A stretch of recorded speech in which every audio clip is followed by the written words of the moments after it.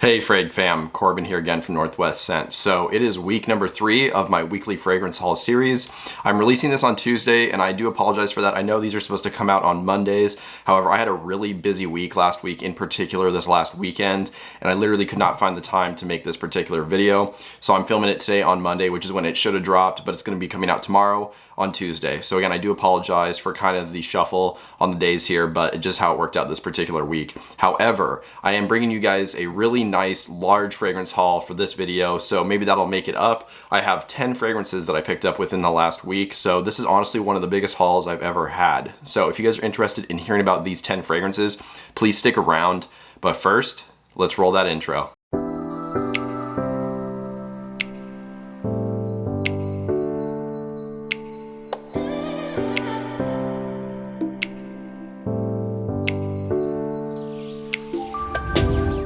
Alright, welcome back. So like I said, I picked up 10 fragrances this week.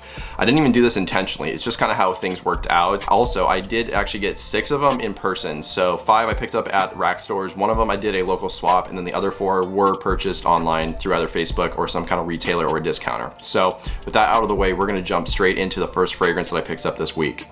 Okay, so my first pickup of the week came from John Varvatos. It's this one right here called Artisan Blue. And I've smelled this before. This isn't anything new. This wasn't a blind buy. I think I sampled this first about a year ago. It was last spring going into the summer. And honestly, I do not know why I never purchased it up until now. I really do like this fragrance. I liked it the first time I tried it, which was at an Ulta, I believe. And it's just a fantastic kind of warm weather, not actually a blue fragrance despite the color of the bottle. It is actually more of a green aromatic fragrance. So you do get some bergamot in here for a nice citrus touch, but again, it's bergamot, it's on that greener side. There's also basil. There's lavender in here, there's some other herbs, so you get this kind of soapy, powdery, aromatic green fragrance that's going on. It's a little bit bitter and has this kind of icy feeling. There's some geranium in here. Just a really nice fragrance from John Varvatos.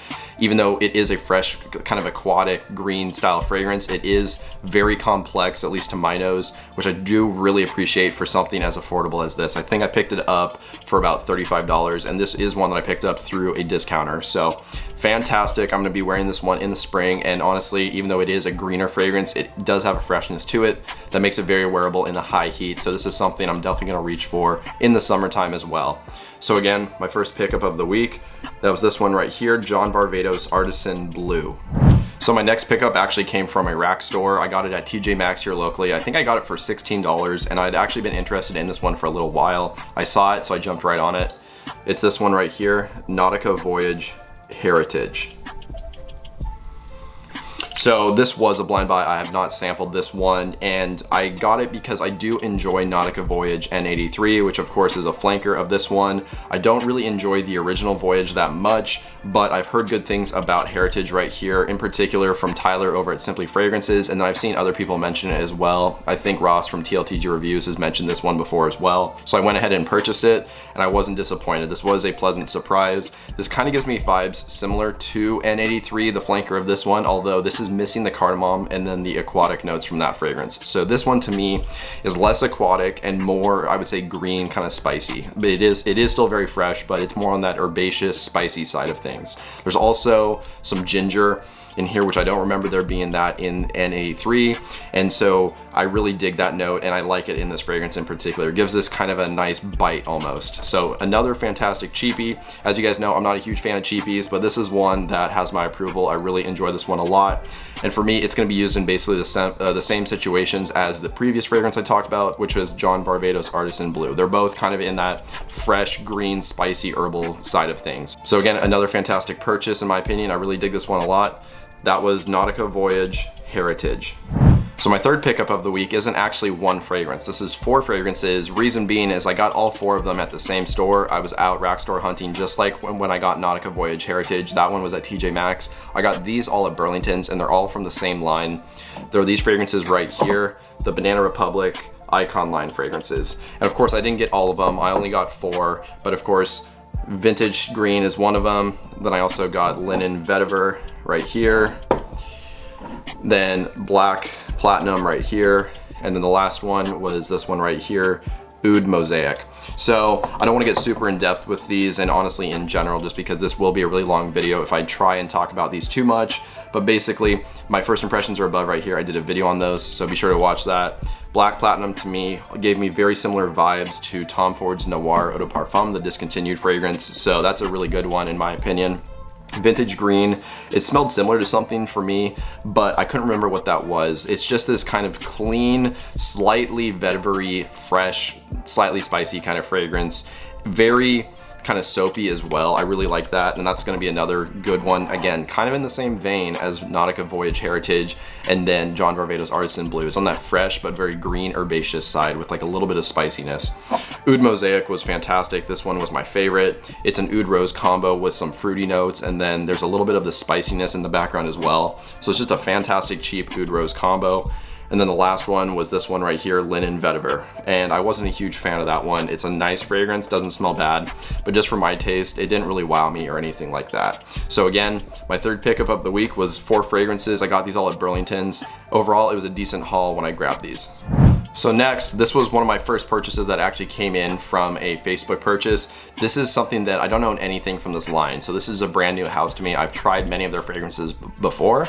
However, I've never just gone ahead and actually purchased one, which of course I changed that now. I finally have a fragrance from this house. I definitely do want to get more from them as well.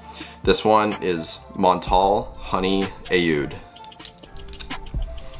And this was a blind buy, so this is not one of the fragrances from this house that I have tried, but it gave me some similar vibes to other ones that I've tried from them, mostly because they use the same Oud DNA in a lot of their fragrances, and you can definitely tell one Montal from the other just by that DNA. And it's certainly present in this fragrance right here. It's more oud to me than honey. It's got this nice, rich, faintly animalic, but mostly woody kind of oud. It smells very, very nice, very realistic. I believe they are using real oud in here just based on the smell. It's fantastic. The honey here doesn't really smell so much as like honey, but more of like almost a sour sweetness. It's kind of hard to describe, but it is a fantastic fragrance. The time I wore it this week, I got well over 10 hours of performance on my skin, so a fantastic beast mode fragrance. And of course it's a Montal, which they are on the affordable side. I think I grabbed this one lightly used for about $65, so a very nice purchase and one that I'm really glad to have in my collection. Of course, I'm mostly gonna have to wait to wear this until after summer, unless I'm just really digging this fragrance, which I might because I do like it a lot. So again, that was Montal Honey Oud. So next, this is one of the fragrances that I was most excited to have arrive this week. Honestly, this was the one I was most looking forward to. I've been eyeballing this one for a while, and I saw someone selling it on Facebook for a really killer deal. I jumped on it immediately. Finally, it arrived this week, and I'm absolutely glad I ordered this one.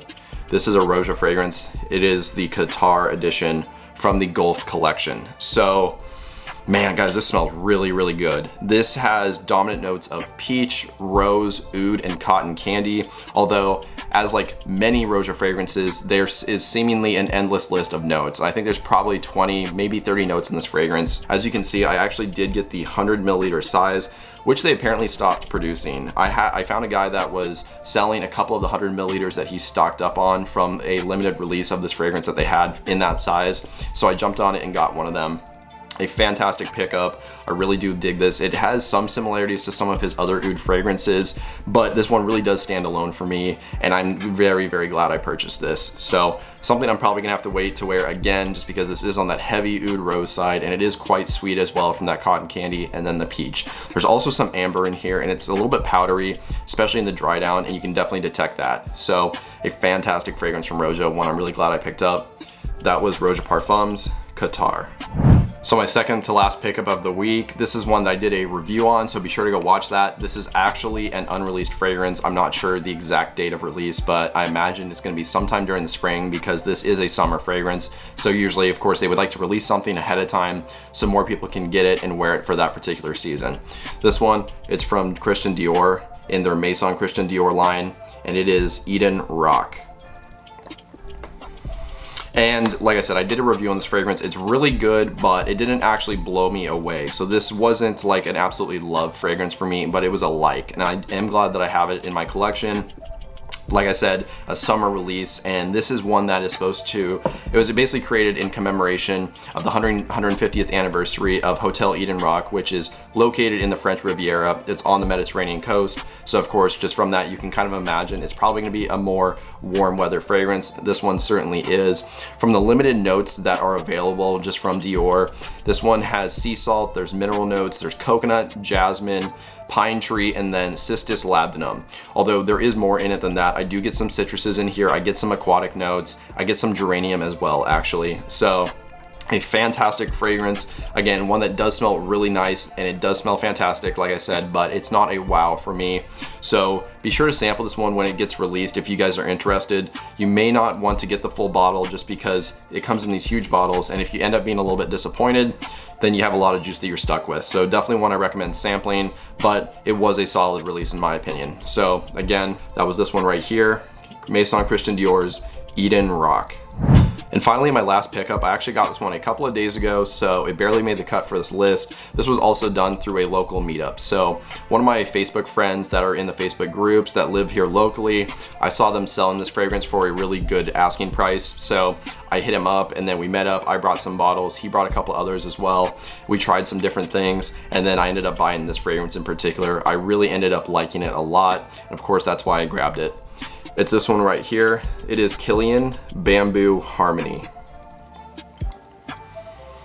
And this is a very, very nice, fresh, soapy, lightly spicy fragrance. So you get dominant notes of bergamot, neroli, bitter orange, tea, and then bamboo.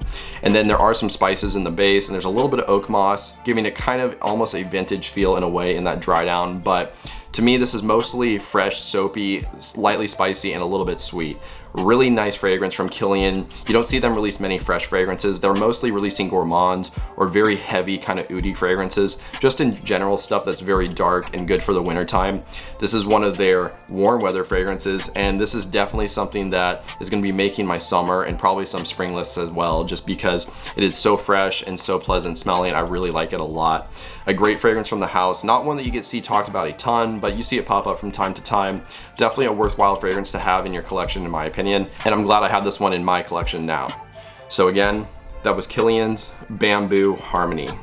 Well, there you guys go. That was my weekly fragrance haul for week number 3. 10 fragrances. This was a huge haul, and honestly probably one of the biggest hauls I've ever had for a single week. If you guys enjoyed this video, I would really appreciate dropping a like just to show your support, and then that way more people can see my videos on YouTube. Additionally, if you want to write a comment, maybe just let me know your thoughts, as well as some new video ideas or topics, that would be great too. And since you're down there doing all that stuff, if you have not already, if you could subscribe and then hit the bell notification, that would be amazing. That way you stay up to date on new videos whenever they get released going forward. But with all that out of the way, that's all I really have for you guys today. So I hope you have a good one. Stay healthy, stay wealthy, and smell great.